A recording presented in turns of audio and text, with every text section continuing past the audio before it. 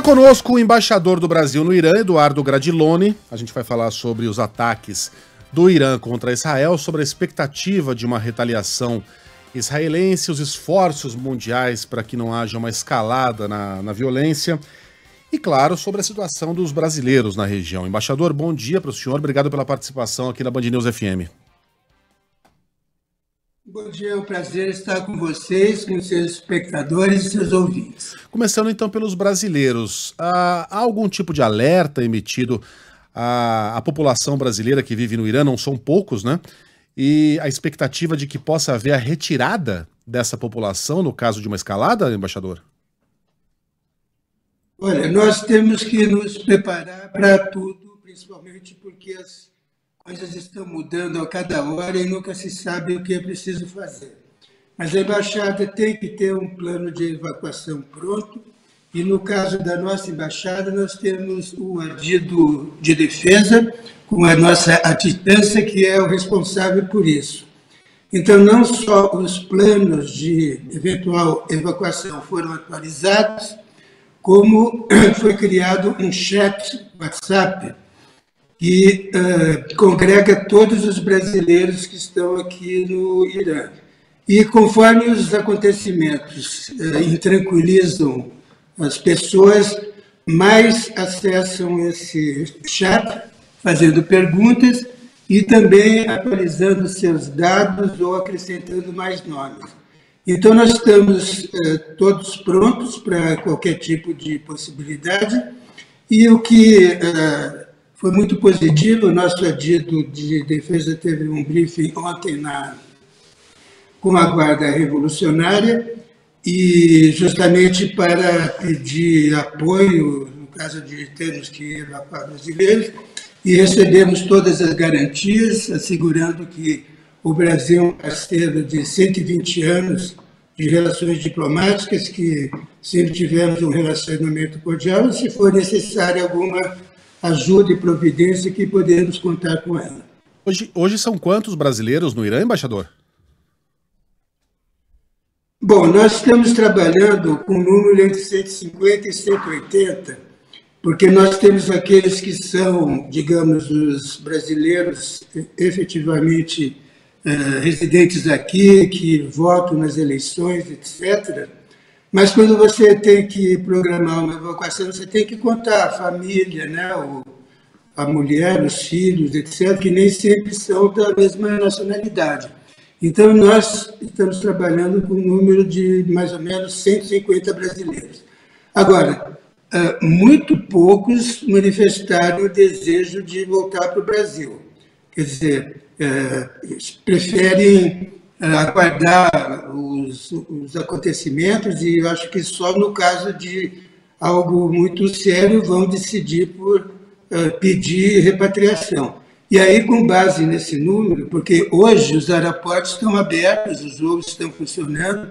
Agora, um dia e meio atrás, eles já tinham fechado.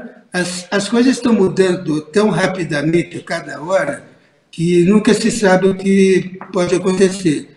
Então, nós estamos atualizando os planos e amanhã de manhã vamos ter uma reunião grande na Embaixada da Argentina, aí com todos os latino-americanos, para ver a situação de cada um e, na hora, se houver uma emergência, podemos todos nos contatar rapidamente e acertar como é que vai ser o processo, se for, lamentavelmente, infelizmente, necessária a evacuação. Importante essa reunião, portanto, embaixador. Agora, do ponto de vista de rotina, o senhor falou que a coisa muda muito rapidamente, né? Está tudo funcionando plenamente? Qual é o tamanho do sinal de alerta? E pelas conversas todas e pelo andamento da situação, dos acontecimentos, por aquilo que o senhor acompanha de perto, uma chance real de essa situação ganhar uma outra proporção, qual é exatamente? Uma outra gravidade, não tratando agora a situação como menos grave, mas que a coisa escale mesmo. Bom, eu estou aqui no meu 4º posto consecutivo como embaixador. Eu já fui embaixador primeiro na Nova Zelândia, depois na Turquia, o último foi a Eslováquia. Agora, nada se compara com a complexidade do Irã, porque você não tem só o governo digamos, oficial, nos ministérios, as autoridades com as quais nós dialogamos normalmente, do ponto de vista diplomático, mas você tem um outro canal paralelo, por exemplo, a Guarda Revolucionária tem mais efetivos e tem mais importância até do que as Forças Armadas normais.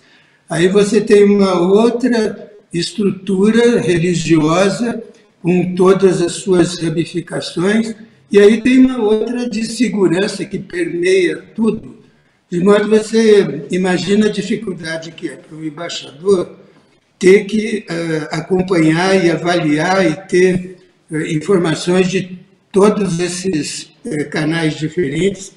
E você tem uma outra complicação que acho que ainda mais dificulta ainda mais as análises, que são esses proxies, né? O Irã trabalha com o Hamas, trabalha com o Hezbollah, trabalha com os Houthis, que não são estados, mas que têm forças capazes de intervir numa crise e, eventualmente, provocar reações que você nunca pode prever que tipo de reações podem ser. Eu também, pessoas que têm uma vontade ou uma capacidade de intervir até com o sacrifício da própria vida, com comandos suicidas, de modo que eu acho que as coisas que, perdendo o controle, você nunca pode saber exatamente o grau de envolvimento desses atores todos numa crise que venha a envolvê-los. E você tem, então, várias fontes de informação, vários canais decisórios, e aí tudo vai depender um pouco como elas vão se interagir. Era sobre isso que eu queria perguntar mesmo, com relação aos canais de informação e como é que a população é informada nesse momento, porque nós tivemos, logo depois do ataque, o governo tratando essa ofensiva contra Israel como uma ação muito bem sucedida e, na sequência, como é que a população é informada sobre o que está acontecendo, como agir daqui para frente, como é que essas informações chegam ao senhor também, porque o senhor está dividindo com a gente, compartilhando essa dificuldade, né, em colocar todas as informações no papel e distribuir para as pessoas que o acionam, que o procuram. Como é que essas informações chegam ao senhor também e à população em geral? Bom, nós temos um corpo diplomático aqui muito unido, né? São mais ou menos 190 países que têm representação aqui, países ou organizações internacionais, e mais ou menos 150 assim, de razoável importância.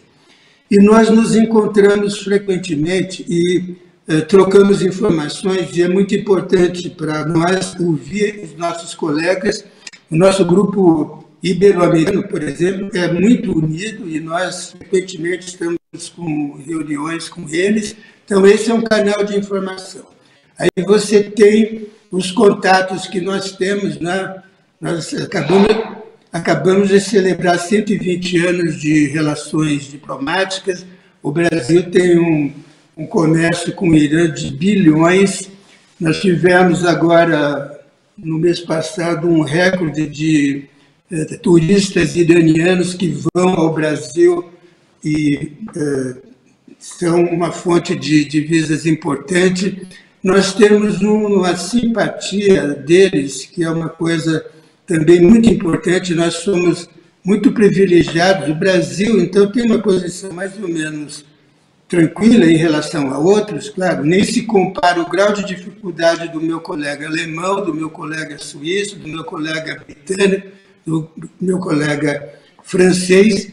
Em relação ao Brasil, eu acho que se um país, se você for medir riscos de países, eu creio que nós estaríamos entre os países de menor risco por esse grau de amizade e interação com o Irã. Bom, aí você vê os comportamentos na rua, né? O povo aqui é um povo muito nacionalista, o governo também sabe trabalhar com isso, e eles saem às ruas, fazem manifestações, etc.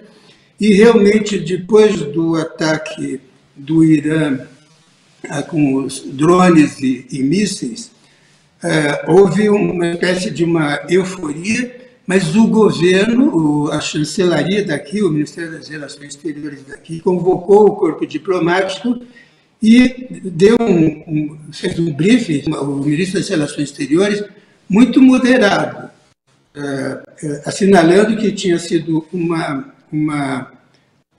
um ataque de legítima defesa, então previsto pelas normas internacionais, limitado, não atingiu nada de mais importante, não causou mortes, e que o governo, então, dava assunto por encerrado. Então, houve um momento assim de certo alívio das tensões. Primeiro, o governo desestimulou grandes manifestações e pediu comedimento, ao contrário do que costumava fazer em outras circunstâncias. Os jornais que são controlados pelo governo, jornais de língua inglesa, que nós temos acesso, também as manchetes eram manchetes bem mais moderadas, muito apelo aos Estados Unidos para que atuassem no sentido de evitar que Israel voltasse a retaliar.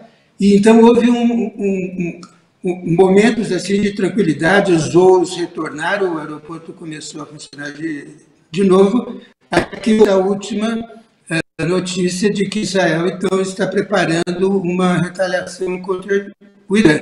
Então toda aquela tranquilidade também passou, então em questão de horas nós passamos assim, de tensão para alívio e agora tensão de novo na expectativa do que vai acontecer com a reação, como será essa reação, se será uma reação pontual, medida e ponderada, ou se os radicais israelenses vão impor suas vontades e, eventualmente, vamos ter uma escalada aí que ninguém pode prever onde vai chegar. Vamos conversando com o Eduardo Gradiloni, embaixador do Brasil no Irã. Embaixador, não é novidade que o Brasil vive um momento diplomaticamente delicado com Israel, né? O embaixador de Israel aqui no Brasil reclamou da demora para que o Brasil condenasse o ataque iraniano. No final das contas, a condenação veio ontem por meio do chanceler Mauro Vieira.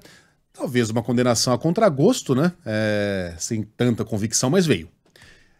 Essa nota da chancelaria brasileira, do Itamaraty, deixa em que pé a relação do Brasil com o Irã? Olha, o que acontece é que o Brasil tem uma posição de princípio contra qualquer tipo de ataque, qualquer uso da violência, qualquer uso de meios que não sejam os meios diplomáticos. Vocês devem ter ouvido o nosso chanceler Mauro Vieira explicando que a primeira manifestação foi uma manifestação ainda sem muito conhecimento do que estava acontecendo, simplesmente mostrando a apreensão, mas era um pouco já quase que uma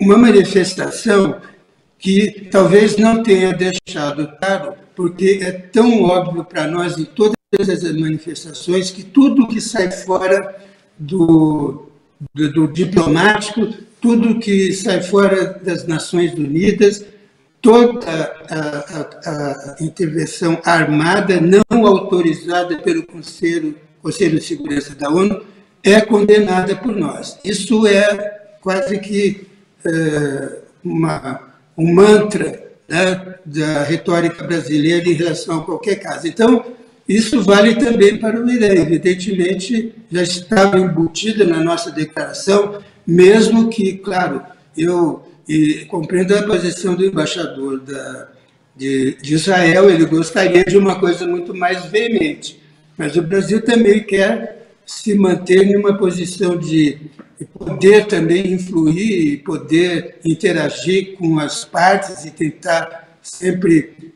dar uma colaboração para que os ânimos se acalmem. Então, qualquer manifestação muito assim exagerada pode não ser contraproducente. Entendo que o embaixador de Israel preferisse algo muito mais violento. Agora, a gente já vinha com os problemas com Israel, uma guerra, uma crise retórica assim, que teve momentos mais delicados, e o Brasil preferiu manter a tranquilidade, esperar as coisas acalmarem, e graças a isso nós praticamente deixamos de lado aquele período de desentendimentos mais sérios com relação a Israel. E nós temos um relacionamento tão profundo, tão íntimo, tão histórico e tão confirmado por atos e fatos e comércio e posições, etc., com Israel, que acho que isso que tem que prevalecer nessas horas. Embaixador, um pouco mais cedo nós trouxemos aqui informação de que o Irã deve responder qualquer ação contra os seus interesses, e essa frase veio hoje com o presidente Ebrahim Raisi falando claramente, tenho aqui as aspas, em que ele declara categoricamente que a menor ação contra interesses iranianos certamente será recebida como uma resposta severa, generalizada e dolorosa contra qualquer perpetrador. E isso nos deixou ainda mais em estado de alerta, imagino que os senhores também. O que pode impedir nesse momento? Evidentemente, é claro que se Israel não fizer nenhum movimento, isso impede qualquer reação nova por parte do Irã, mas o que mais pode impedir esse novo capítulo?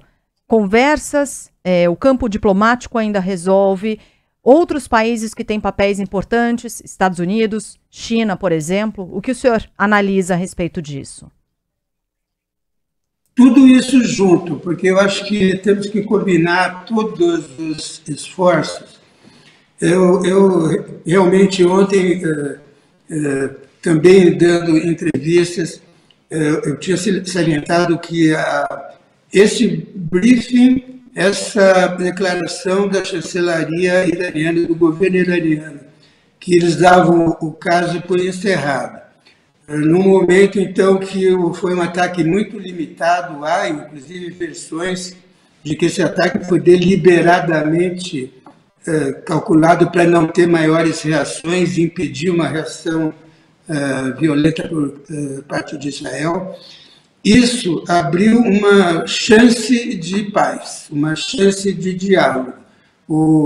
A retórica aqui, os jornais baixaram o tom, o governo baixou o tom, e aí, de repente, essa decisão de Israel de retaliar trouxe de volta essa retórica que vocês acabaram de mencionar, de um presidente Raisi, que estava muito quieto, moderado, um pouco esperando as coisas acalmarem, voltar a essa retórica bélica. Bom, eu acho que agora tudo vai depender de como Israel vai reagir. Tá? Você tem cenários possíveis, quais seriam as possibilidades de retaliação, se vai ser uma reação muito violenta, alguma coisa cirúrgica, alguma coisa que seja mais ou menos só para... Bom, o Irã achou que com os ataques as coisas tinham ficado quites, afinal o consulado deles em Damasco foi atingido, né? Houve uma violação do direito internacional, da Convenção de Viena, segundo eles, e a reação deles teria sido relativamente mais moderada do que foi o ataque israelense. E aí, essa manifestação de que julgava, então, que as coisas poderiam, então, agora ficar como estão, abriu uma esperança de que agora as Nações Unidas, através dos seus mecanismos, pudessem voltar a ter interferência nos destinos dessa crise, e isso era o que nós estávamos mais ou menos prevendo até ontem. Tanto que nenhum brasileiro manifestou desejo de voltar, a não ser um ou dois jogadores de times que ficaram mais apreensivos, mas a grande maioria não, e se quisessem também sair do país, poderiam ter saído pelos aeroportos que estavam abertos. Quer dizer, hoje nós estamos de novo sob tensão, porque não se sabe qual vai ser a reação, aí, dependendo da reação, não se sabe qual vai ser a contrapartida iraniana, não se sabe se os proxies, os Houthis, os Hamas, Hezbollah, vão intervir e como, não se sabe também e se deseja que haja um papel moderador, apaziguador de outros países, e principalmente Rússia e China, que tem maior capacidade de influir nos acontecimentos, mas o que se desejaria é que as Nações Unidas voltassem a ocupar o espaço que lhes cabe para atuar em crises internacionais. Aliás, essa foi uma das finalidades, né, para a qual foi criada o Organismo das Nações Unidas. Embaixador, a gente agradece demais. O senhor concedeu uma parte do seu tempo para a Band News FM, para o ouvinte da Band News. Nosso tempo está esgotado também. Eu só vou pedir para que o senhor satisfaça uma curiosidade pessoal nossa aqui. A Embaixada do Brasil tem bunker? Aliás, o Irã tem bunkers, a exemplo de Israel, espalhados pelo país. O Irã é um país que passou por uma guerra contra o Iraque que resultou em 1 milhão de mortes. É um país que tem uma relação tensa com os vizinhos. Como é que funciona esse sistema de proteção por aí? Bom, eu acho que se você pegar o país, o Brasil, como exemplo, você vai ter uma coisa muito diferente, né? Todas as outras embaixadas têm, ou tem bunkers, ou tem polícia diplomática, ou tem tudo, né? E nós temos uma espécie de política de braços abertos, né? Eu, diariamente, ao chegar na embaixada, ao sair para o almoço, ao voltar e ao sair daqui, eu tenho centenas de afegãos na frente da embaixada, me fazendo apelos para os vistos humanitários, etc. E a gente evita chamar a polícia, evita qualquer tipo de coisa que seja mais violenta. Os outros países todos têm os seus bunkers, têm as suas proteções, e nunca aconteceu nada que nos conduzisse a mudar de ideia. O Brasil é um país pacífico, eles nos respeitam, e acho que o exemplo que nós temos dessas cenas diárias dos afegãos em frente da embaixada mostra como é o nosso, qual é a nossa vantagem em relação a outros países que têm problemas de segurança muito maior do que os nossos. Mas nós temos o nosso adido de defesa, ele faz todos os planos de contingência e, se precisar de alguma providência, estaremos todos prontos para tomar as medidas de proteção que se fizerem necessárias. Essa pergunta acabou levando a um outro tema que nos interessa demais, porque os afegãos que chegam ao Brasil têm dificuldade, né, de acolhimento muitas vezes, e esse ponto citado pelo senhor nos chama muito a atenção, né? Como resolver, como eventualmente conseguir acolher essas pessoas e permitir que elas viajem ao Brasil, que elas recebam, né, essa documentação para poder seguir ao Brasil? Bom, então, essa é aquela um pouco, né, você às vezes tem que pagar o preço pela sua simpatia, né? Eu, às vezes, converso com os representantes da Organização Internacional de Migrações, dizendo, olha, vocês deveriam nos ajudar a pelo menos, controlar esse fluxo enorme de afegãos que vêm nos pedir visto, fora das normas, das regras que foram estabelecidas. Nós estabelecemos regras muito liberais, uma portaria 24, que praticamente atendia todos os afegãos. Depois vimos que isso não estava dando muito certo, porque eles chegavam ao Brasil, tinham problema da língua, não tinham emprego, não tinham moradia. Então, você precisava mudar isso.